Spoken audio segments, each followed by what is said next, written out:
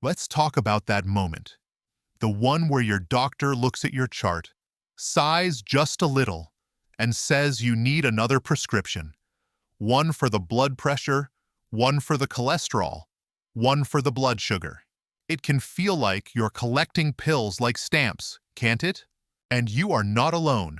According to the National Council on Aging, nearly 80% of adults over 65 have at least two chronic conditions.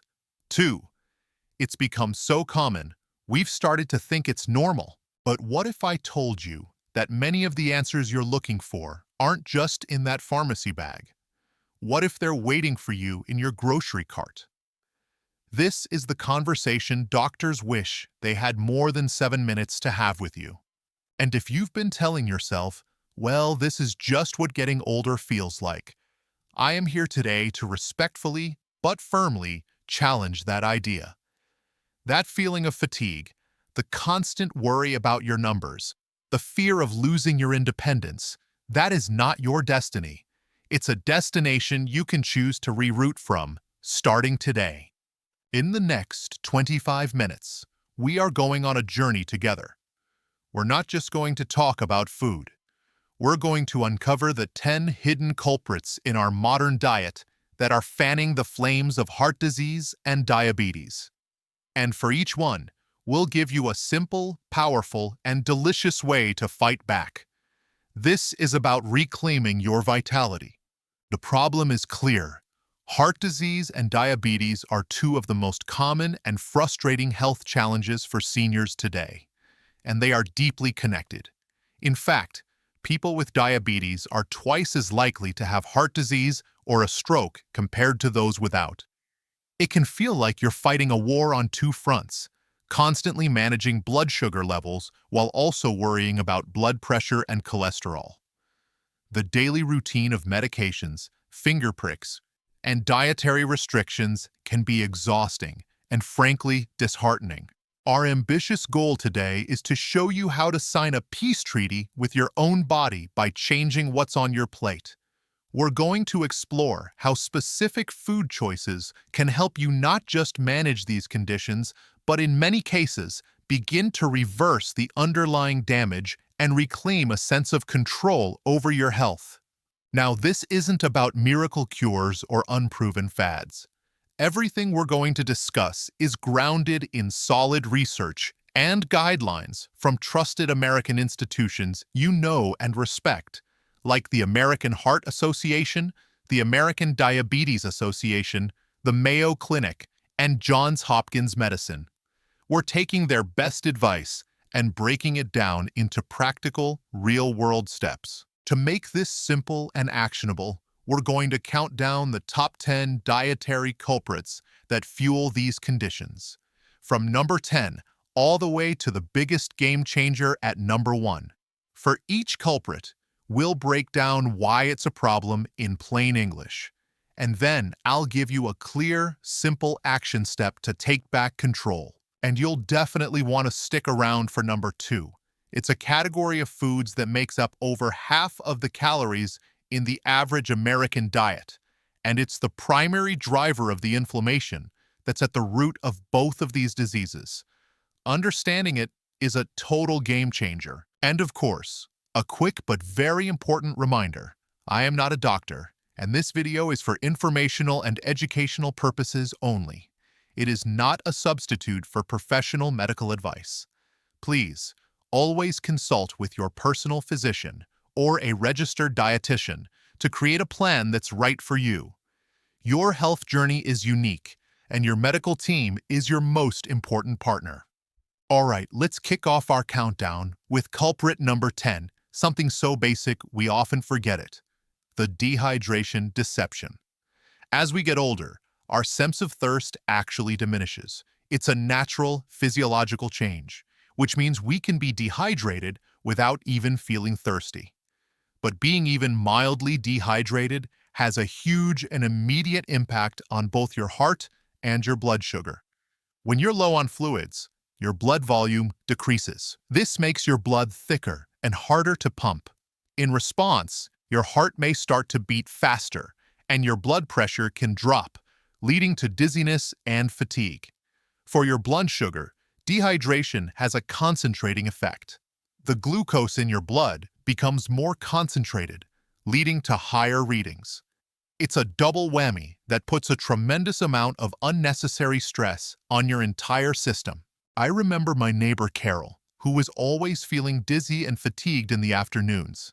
She was in her late 70s and thought it was her medication or just one of those spells you're supposed to get used to. Her doctor ran all sorts of tests and everything came back normal. Finally, a sharp nurse asked her, "Carol, what did you drink today?" It turned out she was just chronically dehydrated. She'd have her 2 cups of coffee in the morning and then completely forget to drink much else until dinner time. She started carrying a simple water bottle with her, and within a week, her dizzy spells completely vanished. So, your action step here is simple. Don't wait until you're thirsty. Get a 32-ounce water bottle, maybe one with time markers on it to help you stay on track, and make it your companion. Your goal is to sip steadily throughout the day, not chug it all at once. Try to finish the first 32 ounces by lunchtime, and then refill it and finish the second by dinner time. And remember, beverages like coffee and some black teas can act as diuretics, meaning they can actually cause you to lose fluid. They are fine in moderation, but they don't count towards your daily water goal. Now, it's important to mention, if you're experiencing persistent dizziness, severe confusion, or a very rapid heartbeat, don't just assume it's dehydration. Those are always symptoms that warrant a call to your doctor right away to rule out anything more serious. So we've covered what you need to drink more of. Now let's talk about adding something to your food that can dramatically change your health. That brings us directly to culprit number 9. Coming in at number 9 isn't something you're eating too much of, but what you might be missing entirely. I call it the flavorless kitchen, a diet that's lacking in powerful, healing herbs and spices. When we're told to cut back on salt to manage blood pressure, many of us just end up with bland, boring food. It's no wonder we lose interest in cooking or eating healthy. But nature has given us a spice rack that is literally a form of medicine. For example, studies have shown that a common spice like cinnamon can actually improve your body's sensitivity to insulin, helping your cells use glucose more effectively and manage blood sugar levels. And then there's turmeric. Its active compound, curcumin, is one of the most potent natural anti-inflammatories ever discovered. Chronic inflammation is a key enemy in both heart disease and diabetes. It's the slow, simmering fire that damages our blood vessels and disrupts our metabolism. Calming that inflammation is a huge victory. Spices like garlic and ginger also have well-documented properties that can help lower blood sugar and fight inflammation. Think about it. For centuries, before we had modern pharmaceuticals, cultures all around the world used these very spices to maintain their health. It's not a new idea. It's an ancient wisdom we've simply forgotten in our rush for convenience. My grandfather used to put a dash of cinnamon in his coffee every single morning. He didn't do it because he read a study in a medical journal. Your action step is to become a flavor explorer. Start with these 2 simple additions. Get a shaker of cinnamon and add a half teaspoon to your morning oatmeal, your plain yogurt, or even right into your coffee. And buy some ground turmeric. Add a teaspoon to your next soup, stew, or when you're scrambling eggs. It adds a beautiful golden color and an earthy flavor. And here's a little trick. Always try to add a pinch of black pepper whenever you use turmeric. Black pepper contains a compound called piperine that has been shown to boost your body's absorption of curcumin by up to 2,000%. Of course, it's important to know that in very high doses, like those found in supplements, some spices can interact with medications, especially blood thinners. So if you're thinking of taking large amounts in pill form, that's a conversation you must have with your doctor or pharmacist. But using them generously in your everyday cooking is generally very safe and highly encouraged. Using spices is a fantastic way to add incredible flavor without adding our next culprit. This is one of the most common pieces of advice, but most people don't realize where the real danger is hiding. Let's talk about culprit number 8. At number 8, we have a familiar villain, the hidden salt shaker. And I use the word hidden for a very important reason. We all know that too much sodium is bad for our blood pressure. It acts like a magnet for water in your body, making you hold on to extra fluid. This increases the total volume of blood in your bloodstream. You can think of it like turning up the water pressure in a garden hose. It puts more and more strain on the walls of the hose, or in this case, your arteries and your heart. For people with diabetes, this is especially dangerous because high blood sugar can, over time, make blood vessels stiff and less flexible, so that added pressure is even more damaging. The American Heart Association's ideal limit for most adults is no more than 1,500 milligrams of sodium a day. That's less than a single teaspoon of table salt. But here's the secret, the part that most people miss. The salt shaker on your dining room table is not the main problem, not even close. Over 70% of the sodium Americans consume comes from processed, packaged, and restaurant foods. That can of soup you thought was a healthy lunch, it can easily contain half of your entire daily sodium limit in one serving. That frozen dinner, same story. That slice of bread for your sandwich or that bagel for breakfast. Yes, even bread has a surprising amount of sodium. You could literally throw your salt shaker in the trash and never touch it again, and you could still be getting way too much sodium every single day. So your action step is to become a label detective. For 1 week, make it your mission to look at the sodium line on the nutrition facts label of everything you buy that comes in a box, a bag, a can, or a jar. You will be shocked. Your goal is to find lower sodium versions of the foods you already enjoy. When you buy canned vegetables, look for the ones that say no salt added. When you buy soups or sauces, compare 2 or 3 brands and choose the one with the lower number. This one habit of reading the label will do more to lower your blood pressure than hiding the salt shaker ever will. As always, if you have been diagnosed with high blood pressure, heart failure, or kidney disease, your doctor has likely already put you on a specific sodium limit. It is absolutely crucial to follow their personalized advice, as your needs may be different and require stricter control. Speaking of what's hidden in bread and other packaged foods, that brings us right to the doorstep of culprit number 7. Number 7 is a trap many of us fall into every single day, often starting with breakfast. It's the refined grain trap. A whole grain in its natural state has 3 parts. The outer layer, called the bran, the nutrient-rich core, called the germ, and the starchy center, called the endosperm. The bran and the germ are where all the good stuff is. The fiber, the B vitamins, the healthy fats, and the antioxidants. A refined grain, like the flour used to make white bread, white rice, most crackers, and most breakfast cereals, has had the bran and germ completely stripped away. All that's left is the starchy endosperm. When you eat this, your body digests it incredibly quickly, converting it to sugar and causing a rapid, dramatic spike in your blood glucose. It's almost like eating pure table sugar. Eating whole grains, on the other hand, changes the entire equation. The fiber in the bran and germ acts like a traffic cop in your digestive system. It manages the release of sugar into your bloodstream, slowing it down to a gentle, steady pace. This prevents those dangerous blood sugar spikes and also helps to lower your LDL, or bad cholesterol. Think about it like this. Eating a slice of white bread is like getting a lump sum payment of sugar deposited into your bloodstream all at once. Your body panics and has to release a flood of insulin to deal with it immediately.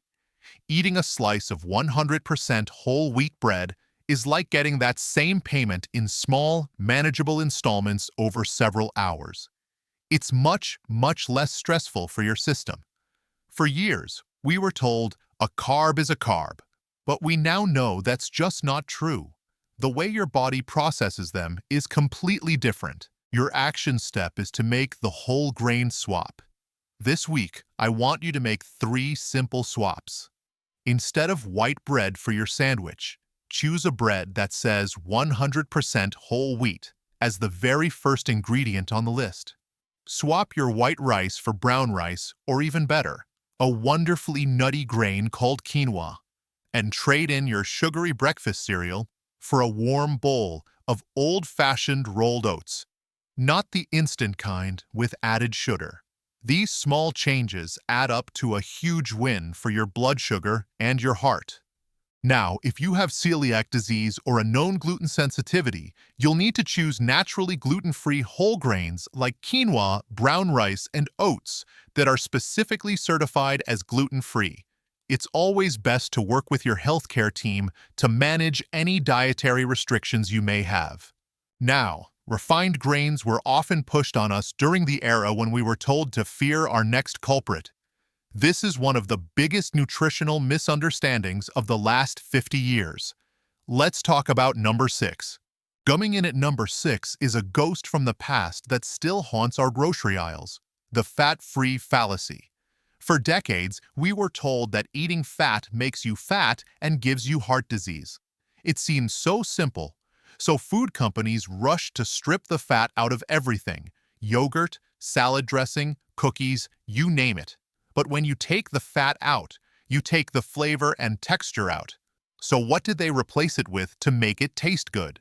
Sugar, high fructose corn syrup, and refined carbohydrates. We diligently traded fat for sugar, and in the decades that followed, our national rates of obesity, type 2 diabetes, and heart disease exploded. The truth is, your body needs fat to function. It's essential for absorbing certain vitamins and for building healthy cells. The key is eating the right kinds of fat. The science is now crystal clear on this. Monounsaturated fats, the kind you find in extra virgin olive oil, avocados, and nuts, are incredibly healthy. And polyunsaturated fats, especially the omega-3 fatty acids found in fatty fish like salmon, are nutritional superstars. These good fats actively fight inflammation, help lower bad LDL cholesterol, reduce triglycerides in your blood, and can even help stabilize your heart's rhythm. Remember those Snackwell's cookies from the 1990s? They were fat-free, so we thought we could eat the whole box without any guilt. But if you looked at the nutrition label, they were absolutely packed with sugar and refined flour. We were all trying to do the right thing based on the advice we were given, but that advice was based on incomplete science, and it backfired terribly. It's not your fault. We now know that a small handful of almonds or some creamy avocado on your whole grain toast is a far healthier and more satisfying choice than any fat-free, sugar-laden snack. Your action step is to joyfully embrace healthy fats. First, get yourself a bottle of good quality extra virgin olive oil. Use it to make your own simple salad dressings and for light sautéing. Second, make it a goal to eat a fatty fish like salmon, sardines, or mackerel twice a week. If you really don't like fish, you can talk to your doctor about taking a quality omega-3 supplement.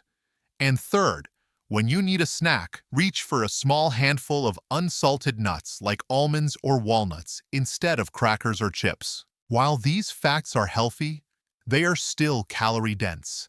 So if weight management is one of your goals, portion control is still important. And as I mentioned, if you're considering supplements, especially if you take blood-thinning medication, please discuss it with your doctor first to ensure there are no interactions. Okay, let's hit the pause button. We're halfway through our countdown, and you're doing great. So far, we've uncovered the sneaky ways that dehydration, number 10, a flavorless kitchen, number 9, hidden salt, Number 8, refined grains. Number 7, and the fat-free fallacy can sabotage our health. The common thread here is that many of these are habits we picked up without even thinking about it, or because we were following advice that's now outdated.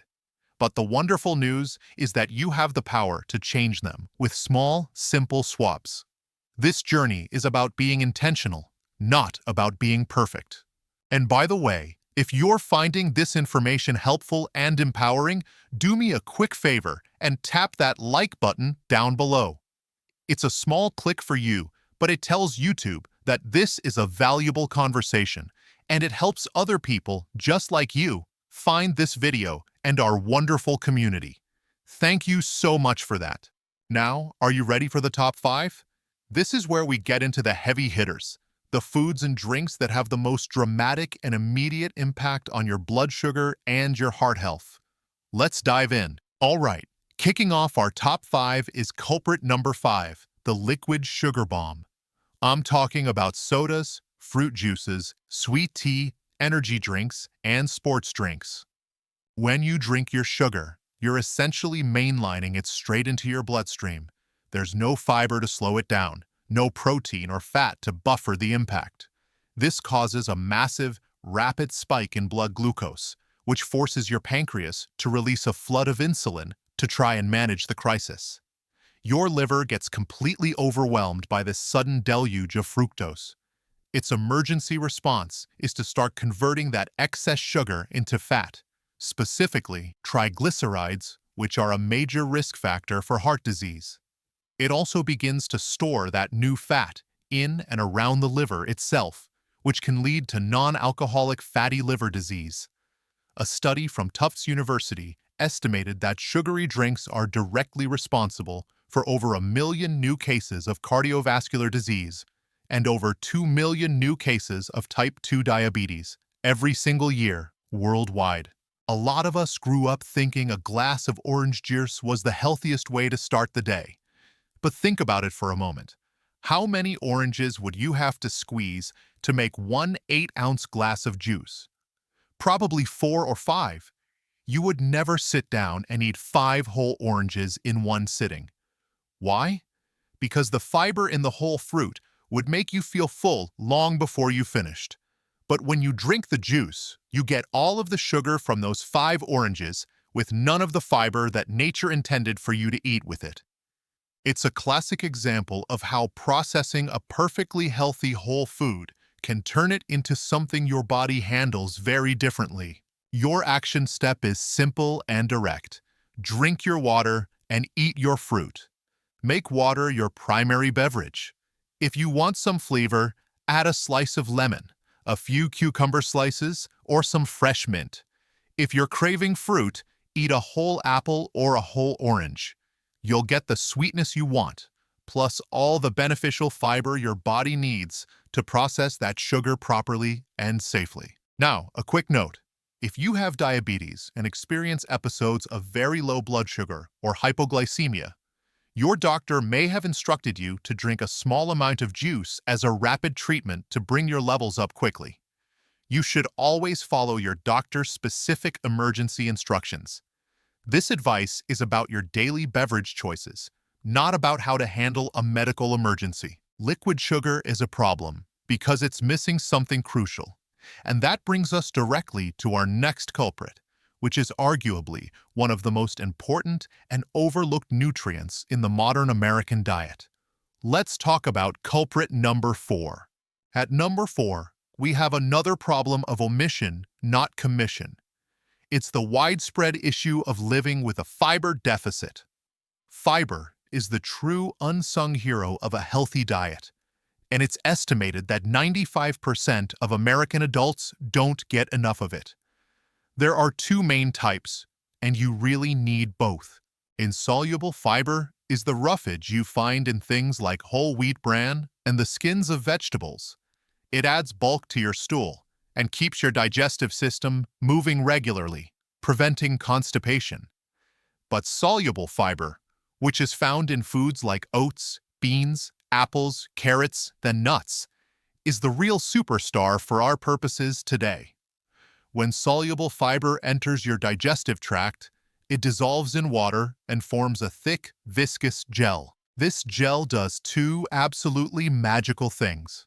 First, it traps sugars and dramatically slows down their absorption into your bloodstream.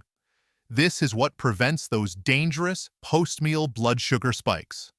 Second, this gel actually binds to particles of cholesterol and bile acids in your gut and carries them right out of your body, actively lowering your LDL, or bad cholesterol levels. It's one of nature's most powerful tools for managing both diabetes and heart disease. I like to use this analogy. Imagine a storm drain on your street during a heavy rain. The water just rushes down it in a torrent. Now, imagine you place a thick mesh screen over that drain. The water still flows through, but it does so much more slowly and in a controlled, manageable way. That mesh screen is what soluble fiber does for your bloodstream. It just slows everything down to a pace your body can handle. A diet without enough fiber is like a constant flash flood for your system. Your action step is to add one high-fiber food to every single meal. For breakfast, it could be that bowl of old-fashioned oatmeal we talked about, or adding a tablespoon of chia seeds or ground flaxseed to your yogurt. For lunch, add a half cup of beans, like chickpeas or black beans, to your salad. For dinner, make sure a large portion of your plate, at least half, is filled with non-starchy vegetables like broccoli, spinach, green beans, or cauliflower. The goal is to work your way up to about 25 to 30 grams of fiber per day. One important tip: if you're currently eating a low-fiber diet, be sure to increase your intake slowly over a week or two and drink plenty of water as you do. Going from very little to a lot of fiber all at once can cause some temporary gas and bloating as your digestive system adjusts. Now, fiber is a carbohydrate, but it works best when it's paired with our next topic. This is especially critical for maintaining your strength, your energy, and your independence as you age. Let's move on to culprit number 3. Our bronze medal culprit, coming in at number 3, is the protein imbalance. And this isn't just about not getting enough protein. This is a huge problem because your muscle tissue is one of the primary places your body uses glucose for energy. Think of your muscles as sugar-burning engines. The less muscle mass you have, the fewer engines you have running, and the fewer places there are for that sugar in your blood to go. This can directly lead to higher blood sugar levels. Protein is the essential building block for maintaining and even rebuilding that precious muscle. Eating enough of it, especially when paired with some daily activity like walking, helps you fight back against muscle loss. Furthermore, protein plays a crucial role in blood sugar management at every meal. It slows down digestion and the absorption of any carbohydrates you eat with it.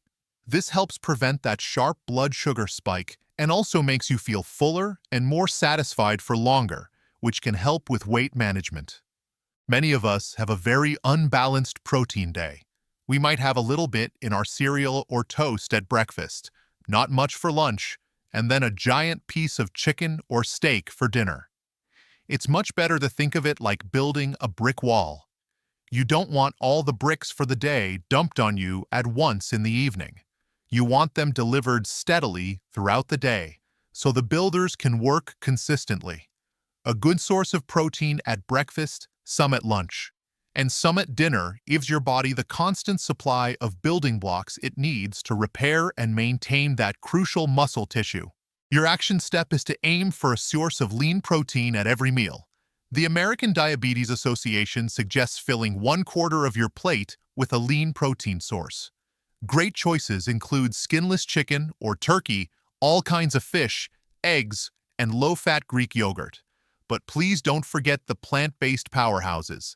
Beans, lentils, tofu, and edamame are fantastic choices because they also give you a healthy dose of that all-important fiber we just talked about. To help with portion size, a 3-ounce serving of meat or fish is about the size of a deck of cards. It is absolutely essential to note that if you have been diagnosed with chronic kidney disease, your doctor may have given you very specific instructions on limiting your protein intake. You must follow their guidance, as your health needs are unique and require a specialized plan. Getting your protein right is key, but it won't be enough if you're still eating a lot of our next culprit. This is the big one, folks. The number 2 reason our modern food environment is making us sick. We've arrived at number 2, and this, my friends, is the real villain of our story. I call them the inflammation instigators, but you probably know them as ultra-processed foods. First, let's be clear what these are. We're not talking about minimally processed foods like canned beans or frozen vegetables. Ultra-processed foods, or UPFs, are industrial creations. They typically have long ingredient lists filled with things you can't pronounce. Chemical preservatives, artificial colors and flavors, emulsifiers, and high-fructose corn syrup. Think of most fast food, potato chips, packaged cookies and cakes, frozen pizzas, sugary breakfast cereals, and processed meats like hot dogs and deli slices. These foods are scientifically engineered in a lab to be hyper-palatable, meaning they hit all the right pleasure centers in our brain to make us overeat them. But the real danger is what they do inside our bodies. They create a state of chronic low-grade inflammation. This constant, simmering inflammation damages the delicate lining of your arteries, contributing to the plaque buildup that causes heart disease. At the same time, it makes your body cells less responsive to insulin, a condition called insulin resistance, which is the very definition of type 2 diabetes. One large study showed that people with the highest intake of these foods had a 17% greater risk of cardiovascular disease. They are the common enemy that fuels both conditions. Think of it this way. If you get a splinter in your finger, the area gets red, swollen, and hot. That's acute inflammation. It's your body's powerful and necessary healing response. It's a good thing. But eating ultra-processed foods every day is like leaving that splinter in your finger, day after day, year after year. Your body is always in a state of low-level emergency, always trying to put out this internal fire. Eventually, that chronic inflammation wears your systems down. It's the smoldering ember that eventually leads to the full-blown fire of chronic disease. Your action step is beautifully simple. Eat real food. The best advice I've ever heard is to do most of your shopping on the perimeter of the grocery store. That's where you find the whole, single-ingredient foods, the fresh fruits and vegetables, the lean meats and fish, the eggs, and the dairy. The stuff in the middle aisles, in the colorful boxes and crinkly bags, is often where the UPFs live. Your goal isn't to be perfect overnight. It's about progress. If you eat 5 ultra-processed meals or snacks a week, try to cut back to 3. Cook just 1 more meal at home this week than you did last week. These small, deliberate steps make a monumental difference over time. Of course, making a significant lifestyle change like this is always best done in partnership with your healthcare provider or a registered dietitian, who can help you create a sustainable plan that fits your life and your specific health needs. Reducing these inflammatory foods is the most powerful physical change you can make. But none of it will stick, none of it will last, if you don't tackle our number 1 culprit. And this one has nothing to do with food, and everything to do with what's going on between your ears. And here we are, the number 1 culprit. The single biggest obstacle standing between you and a healthier, more vibrant life. It's not a food. It's not a drink. It's a belief. It's the devastatingly common mindset that says, this is just what getting older feels like. This belief is so dangerous because it's a permission slip to give up. It creates a powerful sense of helplessness and hopelessness. When you're diagnosed with a long-term disease, like heart disease or diabetes, it's completely normal to feel a whole range of difficult emotions. Fear about the future, anger that this is happening to you, and a profound sense of losing control over your own life. This can lead to what researchers call diabetes distress or clinical depression. It's a state where you feel so overwhelmed and frustrated that you simply stop taking care of yourself. You stop checking your blood sugar, you skip your doctor's appointments, and you don't make the healthy food choices because a little voice in your head whispers, "What's the point?" This mindset becomes a tragic self-fulfilling prophecy. You believe you can't get better, so you don't take the actions that would make you better. And because you don't act, you don't get better, which just reinforces the original belief. You feel bad, so you don't act. And because you don't act, you continue to feel bad. Research clearly shows that a positive outlook is linked to better health outcomes, including better adherence to medication and lifestyle changes. I've talked to so many people who have received a diagnosis of type 2 diabetes or heart disease, and they talk about it like it's a life sentence. They say, "Well, my father had it, my mother had it, I guess it's just my turn." They see their future as a steady, inevitable decline. But I have also had the privilege of seeing the other side. I've seen the people who decide to fight back, the ones who see that diagnosis not as an endpoint, but as a starting gun, the ones who decide they want to be able to get on the floor and play with their grandkids, travel the world, and stay strong and independent in their own homes for as long as humanly possible. The only fundamental difference between those two groups of people is their mindset. So your action step today is the most important one of all. Today, right now, I want you to make a conscious decision. Decide that you are the chief executive officer of your own health. Your doctor is your trusted advisor, your most valuable consultant, but you are the one in charge. I want you to grab a piece of paper and a pen, and on that paper, I want you to write down one thing, just one thing, that you want to be healthy enough to do 6 months from now. Maybe it's taking that trip you've always dreamed of. Maybe it's being able to garden for an afternoon without your back aching. Or maybe it's just having enough energy to get through the day without needing a nap. Put that piece of paper on your refrigerator where you will see it every day. That is your why. That is the reason you'll choose the whole wheat bread. That is the reason you'll go for a walk when you don't feel like it. That is the reason you'll drink that extra glass of water. And finally, if you are struggling with persistent feelings of hopelessness, depression, or anxiety, please know that you are not alone and it is not a sign of weakness. It is a real medical issue that often accompanies chronic disease. Please talk to your doctor. There is so much help available, from support groups to therapy to medication, that can make a world of difference and give you the strength you need to take these next steps. Believing you can change is the first and most critical step, and today we've laid out the roadmap for exactly how to do it. So as we've seen today, reversing the course of heart disease and diabetes isn't about one magic pill or a single expensive superfood. It's about a series of small, intelligent, and delicious choices that you can make every single day.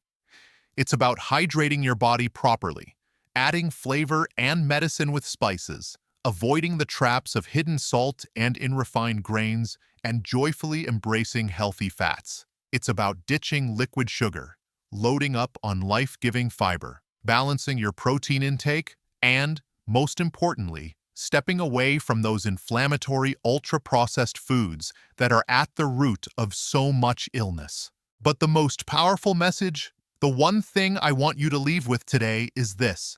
You are not a passive victim of your diagnosis or your age. You are the single most powerful agent of change in your own life.